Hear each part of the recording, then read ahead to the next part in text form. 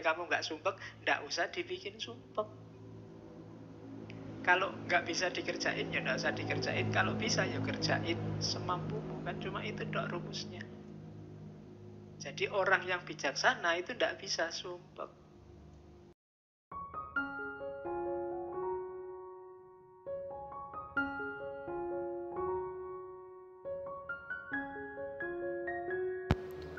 Assalamualaikum warahmatullahi wabarakatuh. Jumpa lagi di Kata Filsafat. Ya, ini katanya Markus lagi. He who lives in harmony with himself live in harmony with the universe. Ia yang hidup harmonis dengan dirinya sendiri akan hidup harmonis dengan alam semesta. Kalau kamu sama dirimu sendiri nggak harmonis, ya kamu nggak mungkin harmonis dengan alam. Kamu sama dirimu sendiri nggak damai. Nggak damai itu bisa pikiran sama perbuatanmu beda. Bisa antar pikiran kamu nggak jelas antara ya dan tidak. Itu namanya nggak harmonis. Pingin mutusin apa tapi nggak bisa. Pingin A tapi yang terjadi B, itu nggak harmonis sudah. Kalau dalam dirimu sendiri perang terus, oh ya sudah, kamu tidak akan bisa harmonis dengan alam semesta. Maka harmonislah. Apalagi sama orang lain, sama dirimu sendiri kamu gegeran terus. Gimana sih aku ini, bikin malu aja. Gimana sih aku ini, kan sering gitu kan. Kok bodoh banget ya aku ini tadi. Nah itu kamu sama dirimu sendiri aja gegeran. Apalagi sama orang lain. Maka he who lives in harmony with himself lives in harmony with the universe. Itu Marcus Aurelius. Oke.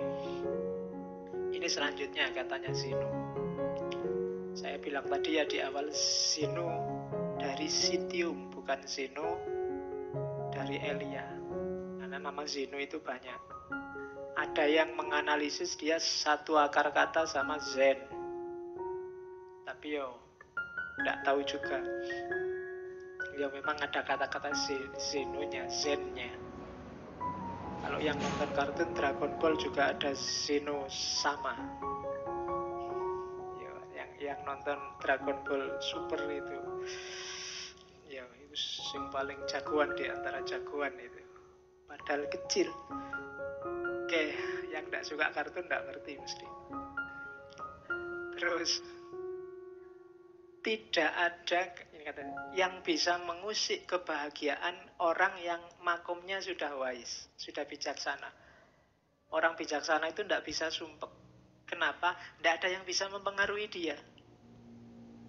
Dia sudah kokoh. Uraiannya begini misalnya. Anggap apa wis yang paling bikin kamu tidak bahagia. Wah, saya nggak bahagia karena nggak lulus-lulus. Saya nggak bahagia karena kan banyak itu kamu munculkan di pikiranmu. Terus kamu galau.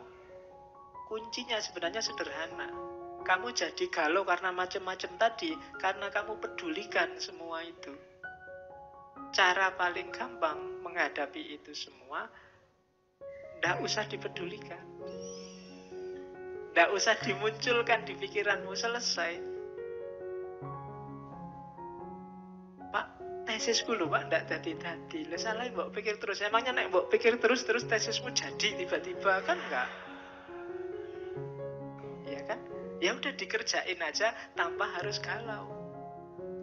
Wah ya memang satu-satunya jalan dikerjain. Ngapain energinya double, satu buat ngerjain, satu buat galau. Ya kerjain aja, nggak pakai galau.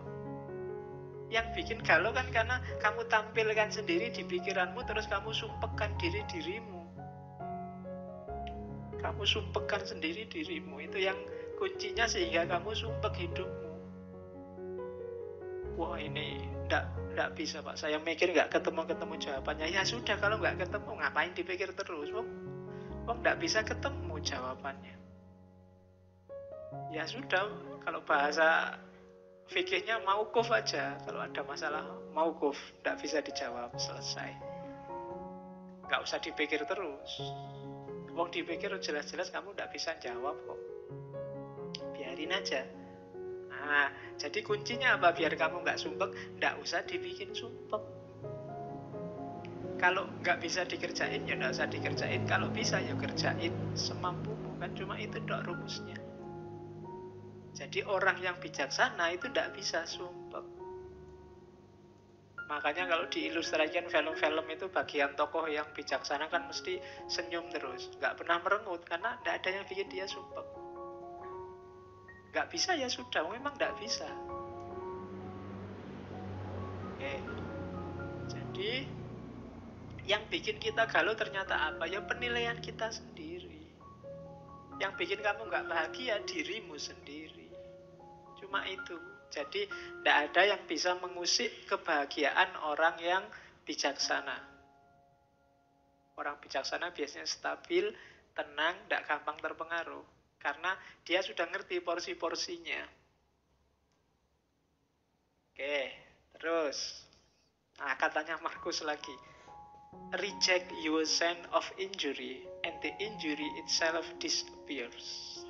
Tolaklah rasa sakit itu dan rasa sakit itu akan hilang.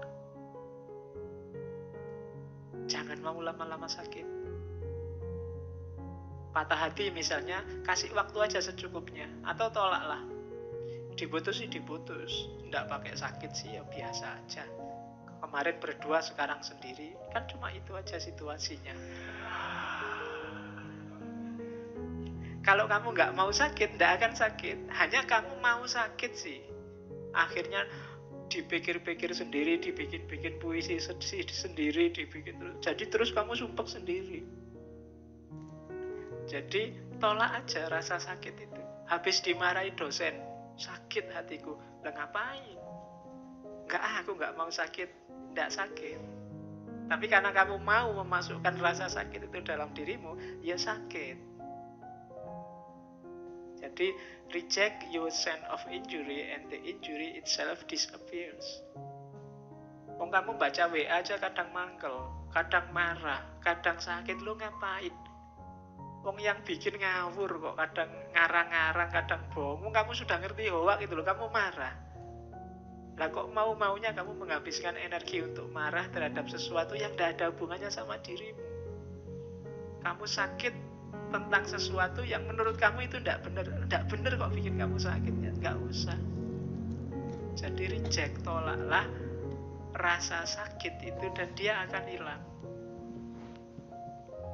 Itu yang katanya Marcus Aurelius. Jadi jangan mau sakit, jangan mau galau. Kuncinya lagi-lagi ternyata di pikiran.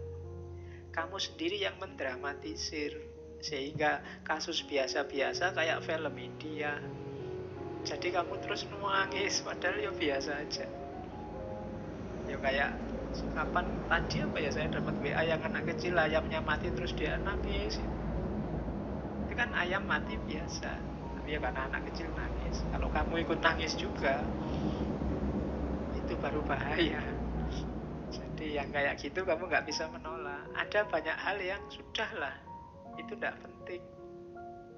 Oke, terus dan itu nanti hubungannya dengan kontrol kita atas keinginan. Manusia itu memang fitrahnya dia bahagia kalau keinginannya tercapai. Berarti kunci kebahagiaanmu ada di keinginan. Maka pinter-pinterlah menegaskan keinginan. Begitu kamu keliru, kamu sedang bunuh diri. Bikin keinginan, rancang keinginan yang dalam kontrolmu, kayak tadi. Bukan sesuatu yang di luar jangkauanmu. Jadi, karena kalau kamu menginginkan sesuatu yang di luar jangkauanmu, hasilnya pasti kecewa. Jangan menginginkan sesuatu yang di luar jangkauanmu. Kamu sudah jelas sekarang semester 14 sudah mau kena DO. Saya cita-citanya cum laude, Pak, tercepat wis ora iso jelas itu. Daripada kamu stres, mending sudah, yang penting lulus. Ya, jadi jangan menginginkan sesuatu yang di luar jangkauan. Nanti lihat artis di TV kamu jatuh cinta, pokoknya aku harus dapet dia. Ya, tidak mungkin, jauh. Wong artis itu, kamu siapa? Kan begitu. Nanti daripada kamu stres, tidak karuan juntrungannya loh. Ya cukup kamu beli kaca aja, lihat di kamar. Oke, jadi jangan menginginkan yang di luar jangkauan. Ukur kekuatanmu. Terus, karena kamu bisa kecewa kalau salah menetapkan keinginan. Saya, Pak, mulai sekarang ingin tiap malam sholat tahajud. Mulai jam 1 sampai subuh. Nggak putus-putus. Wis, kecewa mesti kamu nanti. Ya. Kenapa? Mungkin di luar jangkauanmu, wong kamu sholat subuh, ayo. Ya. Jadi, inginkan yang dalam jangkauanmu. Itu penting bagi yang nggak pingin stres. Oke. Karena itu, kalau tiba-tiba terbersit apapun yang menurutmu itu di luar jangkauanmu, kalimatnya Stoa apa? You are nothing in relation to me. Kamu tidak ada hubungannya sama aku. Jadi jauh-jauh. Jalan-jalan di mall, lihat orang belanja baju banyak sekali, harganya ratusan ribu. Kamu mau beli kaos 40 ribu aja diwala-walik gitu. Nah, lihat orang itu, you are, tidak ada hubungannya sama aku. Kita beda dunia. Gak usah membayang-bayangkan, menginginkan yang kayak yang kamu lihat. Nanti kamu malah stres sendiri. Jadi kamu harus punya senjata ini tadi. You are nothing in relation to me. Ada cowok cewek pacaran, cakep, cowoknya cakep, ceweknya cakep, kamu nonton, kamu jomblo sudah bertahun-tahun. Biar gak galau apa? You are nothing in relation to me. Kamu gak ada hubungannya sama aku. Kita dunianya beda. Nah, lo itu lebih simple. Lah daripada kamu stres, mau kamu mangkel marah, malah menghabiskan energi kayak tadi untuk yang sia-sia. Biarin aja lah, mereka punya dunia sendiri, aku punya dunia sendiri. Aku cukup nonton TV sendirian, di kamar sendirian, makan sendiri, masak sendiri. Oke, yo bikinlah nanti narasi-narasi untuk lebih baik sendiri, lebih merdeka sendiri. Sudah apa-apa lah untuk menghibur diri. Jadi inginkan yang bisa kamu kontrol. Untuk yang tidak bisa kamu kontrol, kok tiba-tiba kamu berhasrat, katakan you are nothing in relation to me. Kamu tidak nyambung lagi, kita frekuensinya beda. Nah gitu aja kan, lebih nyaman, lebih enak daripada kamu stres. Ada orang dinasehati baik-baik gak manut, oh ya sudah, you are nothing in relation to me, kita beda jalur. Kan gitu. Kamu kan sering begitu, ada orang pikirannya beda sama kamu, terus kamu marah-marahin, dia juga marah-marahin kamu. Frekuensinya beda, dia apa-apain ya gak nyambung. Tinggal kamu putus saja, ya kita frekuensinya beda. You are nothing in relation to me. Kita beda dunia. Nah, jadi itu caranya untuk bahagia. Kontrol keinginan. Dari situlah nanti kamu ketemu kebebasan. Kalau ada yang tanya bebas itu apa? Bebas itu inginkan yang berada dalam kontrolmu. Jangan inginkan sesuatu yang berada dalam kontrol orang lain. Kalau cita-citamu menginginkan sesuatu yang jadi milik atau dikontrol orang lain, maka saat itu juga kamu jadi budak. Budaknya siapa? Budaknya orang lain yang mengontrol keinginanmu tadi. Kalau cita-citamu misalnya jadi PNS, dan menurutmu di luar kontrolmu, maka kamu akan jadi budak orang yang mengontrol penerimaan PNS. Kalau cita-citamu apa wis, ndak jomblo lagi, punya pasangan, padahal di luar kontrolmu, Kamu akan dikontrol orang yang bisa ngasih kamu pasangan atau menjanjikanmu jadi pasangannya. Ya kan? Kalau cita-citamu harta, padahal itu belum waktunya dan di luar kontrolmu, maka kamu akan jadi budak orang yang bisa memberikanmu harta. Namanya jadi nggak bebas. Maka kalau kamu ingin bebas yang sejati, inginkan yang hanya dalam kontrolmu saja. Yang di luar kontrolmu nggak usah diinginkan. Jangankan di luar kontrolnya orang lain, di luar kontrolnya Allah pun jangan ditagih-tagih ya Allah kok dulu aku anaknya orang desa, mbok aku anaknya presiden apa anaknya menteri. Ya kalau kamu yang diinginkan itu, kamu jadi tidak bebas.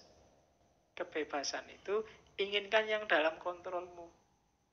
Jangan nagih sesuatu yang di luar kekuasaanmu. Dan kamu nggak dosa kok kalau hanya menginginkan yang dalam kontrol. Tidak apa-apa, wong kekuasaanmu cuma itu. Agama kan mengajarkan begitu. Kalau kamu sholat, tidak kuat berdiri, ya duduk. Tidak usah iri dengan orang yang bisa berdiri. Yang berdiri juga begitu, jangan iri, enak ya itu sholatnya duduk. Kalau pengen sholat duduk, sakit dulu. Kan begitu. Masing-masing punya jatahnya sendiri-sendiri. Ya mungkin jatahmu sekarang masih jomblo, yang lain jatahnya sudah punya pasangan, itu biasa. Jadi tidak harus menginginkan yang di luar kuasamu. Kecuali janjane sudah dalam kuasamu, kamu nggak jomblo lagi. Tapi kamu milih jomblo, wah itu rasa sakit dewe nanti. Ya, kamu akan galau mesti. Harusnya kamu ambil, tidak kamu ambil. Jadi bebas yang sejati itu apa? Bebas yang sejati itu menginginkan yang dalam kontrolmu, bukan yang di luar kontrol.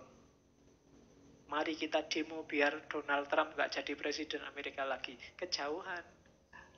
Hasilnya mesti stres. Jadi ya yang deket-deket lah. Terlalu jauh kalau Donald Trump. Ya orang Indonesia ya presiden Indonesia. Kalau gak kuat ya gubernur. Gak kuat ya bupati. Kalau masih gak kuat ya Pak RT, Pak RW misalnya loh. Itu kan dalam jangkauanmu, bukan yang di luar jangkauanmu. Kalau mimpimu terlalu besar, hasilnya kecewa. Atau kamu jadi budak yang bisa mewujudkan mimpimu. Jadi bebaslah.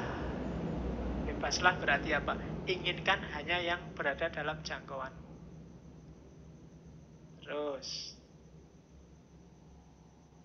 yang kedua, lanjutannya kebebasan. Kenapa sih ada yang tidak terjangkau? Ya, karena all can be free internally in mind, none can be free without in body. Kita itu akal sih bisa bebas, cuma mewujudkan isinya akal itu tidak bebas. Kamu mikir apa saja kan bisa, boleh. Tidak ada sanksinya malah. Satu-satunya yang bisa bebas murni itu kan cuma mikir, akal. Cuma mewujudkan pikiran itu tidak bebas. Kita sudah terikat. Kamu mikir seandainya aku bisa terbang ya, bisa di pikiran. Tapi kalau mau diwujudkan, kamu harus punya uang dulu terus naik pesawat. Tidak bebas. Kalau nggak punya uang ya tidak bisa kamu bisa terbang. Ya kamu loncat dari atas gunung ya terbang sebentar.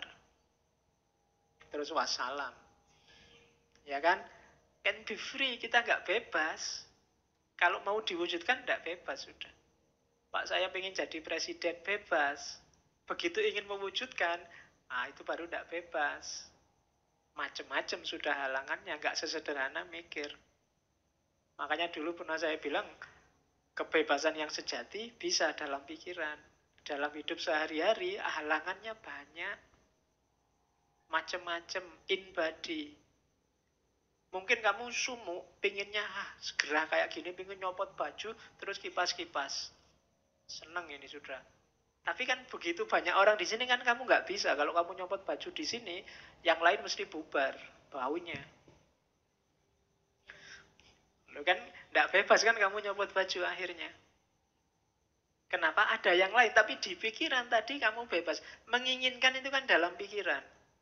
Bebas, kamu bisa. Kalau sekedar menginginkan bisa apa saja. Tapi kalau kamu tidak hati-hati, ketika keinginan ini kamu wujudkan, kamu akan dicegat oleh banyak sekali halangan. In body, realitas sehari-hari. Jadi rumusnya di situ. Itulah kenapa biar kamu nggak kecewa, aturlah keinginanmu. Biar nggak terlalu banyak kecewa. Jadi cita-citamu apa sih? Keinginanmu apa sih? Sesuaikan dengan kondisimu. Tidak sesuai juga tidak apa-apa, tapi ketika tidak sesuai, lahirnya kekecewaan atau perbudakan tadi. Kamu mikir memperkosa orang, itu kan di pikiran nggak masalah, nggak ada orang hukum kamu, nggak ada orang kamu saya tuntut karena membayangkan memperkosa aku toh, nggak iso. Kamu baru dituntut kalau perkosa beneran. Jadi bebas, pikiranmu itu kamu bikin apa aja bebas. Kamu ditolak, nembak ditolak terus awas ya, kamu nolak aku tak bayangke engko awas. Lalu bayangke itu kan bebas di pikiran. Nggak ada orang bisa nyegat kamu bayangke sopo, itu kan nggak bisa.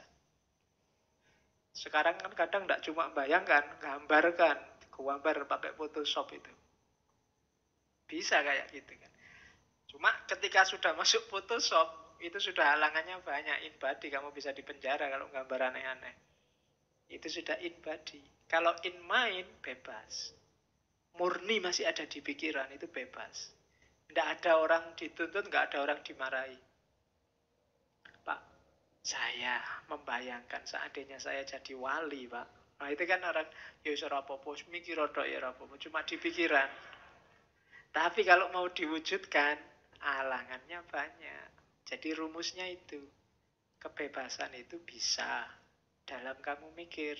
Tapi begitu mewujudkan bebas, kamu akan ketemu banyak sekali halangan-halangan. Karena hidup ini coraknya katanya Stoik tadi fatalistik.